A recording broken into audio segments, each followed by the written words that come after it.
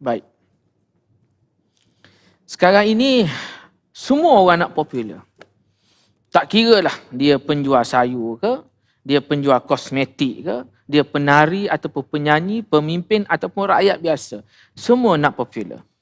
Dan apa yang lebih penting sekarang ini, orang sanggup bayar untuk popular.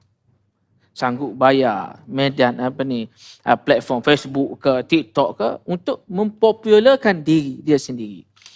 Dan hari ini parti mana yang popular terpulang kepada rakyat itu sendiri yang mempopularkan parti itu berdasarkan kepada undian.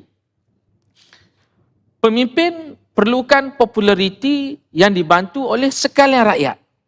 Kamilah TikTokers inilah yang akan memperkenalkan pemimpin-pemimpin, calon-calon, YB-YB untuk ditonton, untuk dikenali sebagai pemimpin oleh rakyat ataupun masyarakat.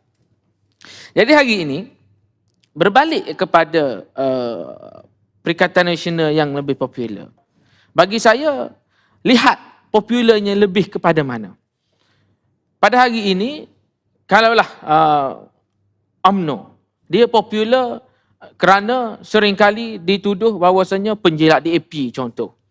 PKR pula memberhentikan reformasi, stop reformasi, hilang reformasi. Maka dia popular.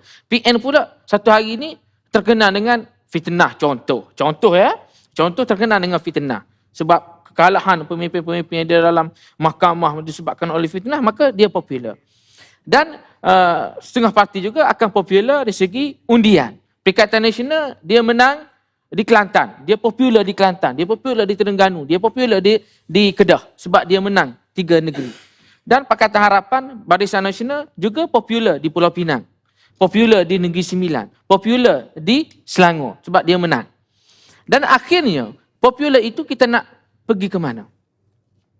Adakah selepas pilihan raya kita dah popular, akhirnya kita dambakan lagi dengan politik-politik, dengan isu-isu yang menyebabkan ada kemarahan rakyat, menyebabkan perpaduan kita akan jadi berpecah dengan adanya persengketaan politik sampailah menyebabkan anak-anak muda rasa bosan, rasa serabut, rasa benci. Bila bercakap soal politik, kita rasa muak. Jadi bagaimana kita nak mententeramkan kembali supaya yang popular itu akhirnya dapat menjalankan tanggungjawab dia dengan berkesan. Yang tidak popular, dia cuba lagi untuk pilihan raya yang akan datang. Saya suka membawa analogi supaya kita lebih faham. Sebagai seorang pemain bola sepak, dia dipilih menjadi pemain 11 pemain yang utama. 11.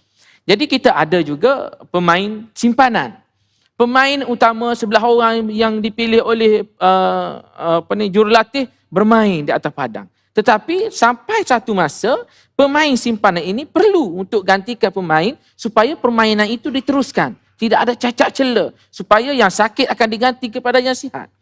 Jadi hari ini kita nak membawa satu landscape politik. Kerajaan dipilih oleh rakyat, dia bermain. Dia main di atas padang. Tetapi pembangkang dia kena jadi sebagai pembangkang kerajaan simpanan. Bila berlaku apa-apa kepada kerajaan yang sedang bermain, ada cacat celahnya, pembangkang akan diperlukan selepas whistle yang ditiup oleh pengadil. Pengadil tiup whistle, okey ganti pemain, masuklah, ganti. Maksudnya dalam politik, kita kena gantikan pemimpin kita selepas SPR ataupun Dewan Undangan Negeri ataupun Parlimen tiup whistle.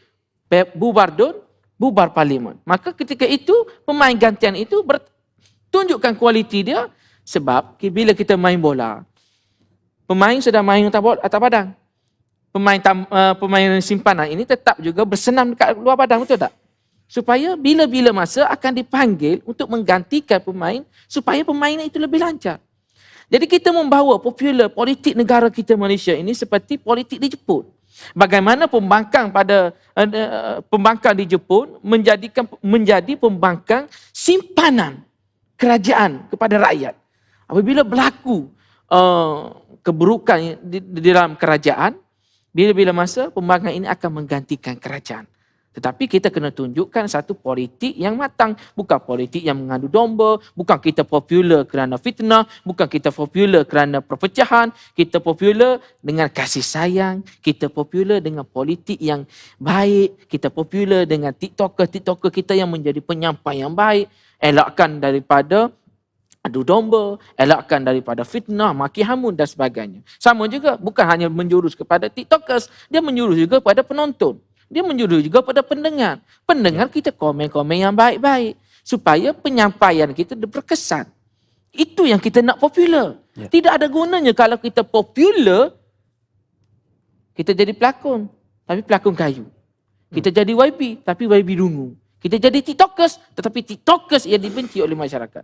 Jadi kita nak politik negara kita Malaysia, Faizal ke, Ratu Naga ke, kalau kita ada darah parti, sampai masa kita kena ada satu darah dalam tubuh badan kita, iaitu darah rakyat Malaysia yang suka kepada keharmonian, yang suka kepada perpaduan, yang suka kepada keseimbangan.